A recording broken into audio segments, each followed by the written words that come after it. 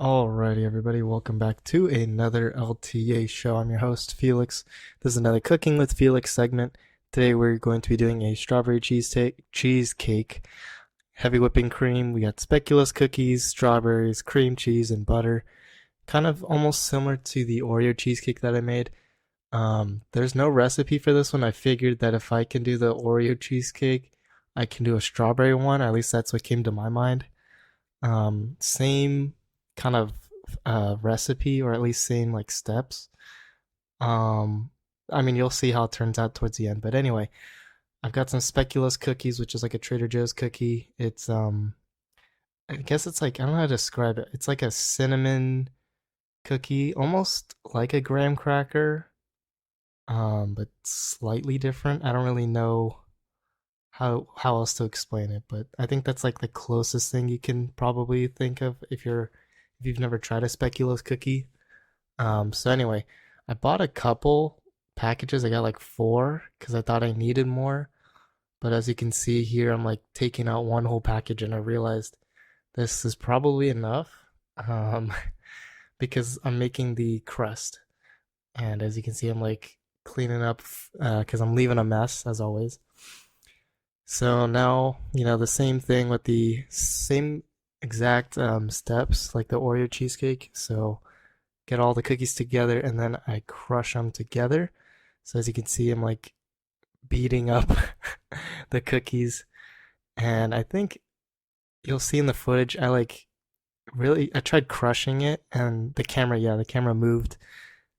So I had to readjust it. And I was like, all right, I can't be doing that. So I started pressing hard on the cookies. And don't want to make the mistake of having a lot of big pieces, because that always happens. So I'm really making sure press down on all those cookies. Um, yeah, because we don't want big chunks. Because I mean, especially for the crust, you want you want it to be finely, um, not diced, grounded, I guess you could say, so that the bottom, you can it's not too overpowering, I guess. It just complements the cream cheese or cheesecake. So anyway, I'm getting all the pieces that I see into smaller ones, trying to take out the air in the bag because again, I want to make sure I get all the big pieces thoroughly. And I think you'll see in the footage in like a couple seconds or something. I don't even know when, but I get a little mallet. Yep, there it is, and I'm just crunching the pieces or breaking it down. It's so much easier. Um, I think the camera does shake though because it's right next to it. um, yeah, I really gotta like figure out a way to crunch it or like break it down. Because even with the mallet, I still somehow left some pieces as I'm like pouring out the cookie into the cake container. So as you can see, I'm still trying to be more thorough, making sure I break down every piece. But yeah, I'm like showing it to the camera. Um, wow, it's been 3 minutes of me crunching that up. Anyway, get some butter. I mean, I speeded up for the mixing part, so I just anyway learn from that. Melted the butter, put the butter in the crunched up cookie, speculoos cookie, and you don't really see it, but I did another batch of butter, or at least microwaved another set of butter because it wasn't enough. It didn't get into the bag evenly, or at least didn't mix well with all the other pieces. So you'll see that it'll be off camera, but I'm making sure I get the butter in, mixing it well with the grained cookie. And honestly, I've been liking the Oreo cheesecake and making it. I can confidently make it now. So I figured this would be different. I wanted to try similar style, but just different different ingredients. So that's why I thought the speculoos cookie would be great pairing with strawberry. So as you can see, I'm making sure it's even, and I realize, you can clearly see in the camera there's some big pieces that for some reason didn't go through. I break it down off camera. Anyway, I used the rest of the whipping cream that I had. Didn't do exact measurements because I just figured, it's an experiment. Doesn't have to be. I just wanted to test it anyway. So you're gonna see me speed through whipping it, and whipping always takes the longest. Like, even I think it was like 5 minutes of this recording, I like sped it up, and off camera I think it was like an additional 10 minutes more just because it could not sit properly or thicken. I think what I was supposed to do was like maybe use a metal bowl.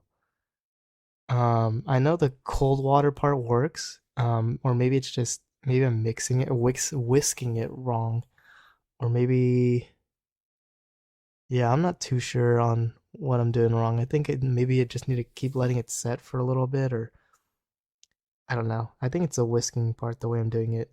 Anyway, fast forward, cream cheese. As you can see, I'm struggling opening this package.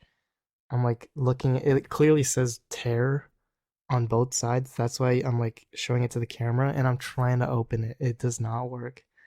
So I get some scissors, cut it open, and I don't really know exactly how much I was using. I think I was using like 150. At least that was the plan because I had like what um 200 left in the whipping cream. So, and then the Oreo cheesecake was like what, 350, I want to say, for whipping cream, and since I only had 200, I figured I might as well do the math, or at least in my head. It was like 100 off or something, so that's why I didn't use that much cream cheese. But off camera, I added more cream cheese because I realized this is not enough for the whipping cream. Anyway, cannot do math, nor can I eyeball things. Anyway, you see me struggling trying to get cream cheese on there. Because the packaging was weird. It's a lot different than the soft whipped cream in the other video. Anyway, put it in the bowl, and I'm trying to remember, because there was no Oreo filling, what I did was I put a little bit of sugar. I don't know if I put it in the camera. I don't know if I showed it on. Yeah, I didn't. Anyway, I mixed it, combined it. Now just strawberries, which I left out to defrost a little bit because I'm sure you don't want ice in your cheesecake. I think my mistake was, I mean, you'll see it later on, but maybe I think it might have been the not letting it thaw thoroughly, which might have messed up the cheesecake. I mean, that was one factor, but also how I did the rest of it. Anyway, nice little puree, or I guess it's more like shaved strawberries. So in my head, I'm thinking because I don't have the Oreo filling, if I'm doing the strawberry cheesecake, I might as well put strawberry in the cream cheese. And I figured that it would be pretty tasty. So, I mean, it does give a nice color. And in my head, it sounded like it executed well. But anyway, you're seeing it. I'm mixing it thoroughly. The color starts changing.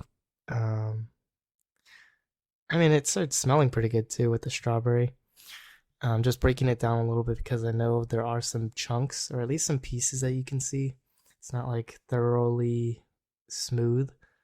Um, so breaking it down a little bit, and then that's when I add in the whipping cream. So showing it to the camera, pouring it in there little by little. I don't want to pour the whole thing. Making sure it actually sits well, I guess, or I don't know. I don't know the whole meaning behind it, but I know you're not supposed to pour the whole thing. You want to do little by little for some when you're mixing sometimes. So that's what I'm doing. Mixing, mixing, mixing. Strawberry cream cheese.